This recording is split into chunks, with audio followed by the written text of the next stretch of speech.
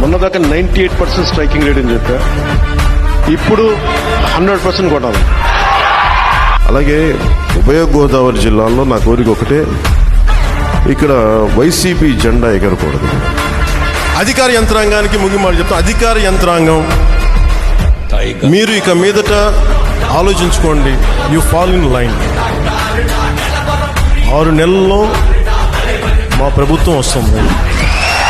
మీరు జనసేన నాయకులకు కూడా వ్యూహం నాకు వదిలేయండి. జనసేన పార్టీ అధికారంలోకి తెచ్చే బాధ్యత మేము తీసుకుంటాం, వ్యూహం నాకు వదిలేసేయండి. చింపేసేవాళ్ళు ఇలా